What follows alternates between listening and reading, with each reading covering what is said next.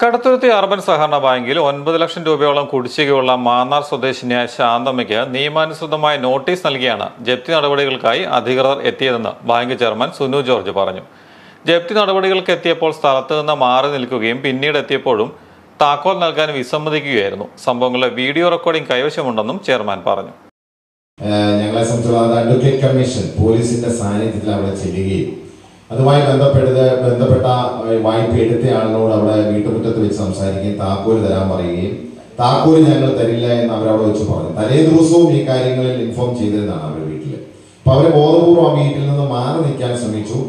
Advocate കമ്മീഷന്റെ നേതൃത്വത്തിൽ അവിടെ ചെന്ന് കഴിഞ്ഞപ്പോൾ അവര് പുറത്തുനിന്ന് എവിടുന്നോ വന്നപ്പോൾ അവരോട് താക്കോല് തരണം, ഞങ്ങൾ തുറന്ന് കാര്യങ്ങൾ പരിശോധിക്കാനുണ്ട്, കണക്കെടുക്കാനുണ്ട്, എന്തൊക്കെയാണ് വീട്ടിലുള്ളതെന്ന് കൃത്യമായി കണക്കെടുക്കണം, ഞങ്ങൾ താക്കോല് തരത്തില്ല എന്നുള്ളത് ആശയം. ഞാൻ അതിന്റെ വീഡിയോ ക്ലിപ്പുകളല്ല ബാങ്കിലെ ജീവനക്കാരെടുത്ത വീഡിയോ ക്ലിപ്പുകൾ നിങ്ങൾക്ക് തരാൻ തയ്യാറാണ്.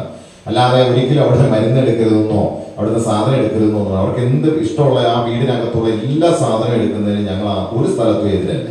വീടിനുള്ളിൽ നിന്നും മരുന്നുകളും വസ്ത്രങ്ങളും അടക്കം ആവശ്യമായ സാമഗ്രികൾ എടുക്കുന്നതിന് യാതൊരു തടസ്സവും ഉണ്ടായിരുന്നില്ലെന്നും ബാങ്ക് ചെയർമാൻ പറഞ്ഞു.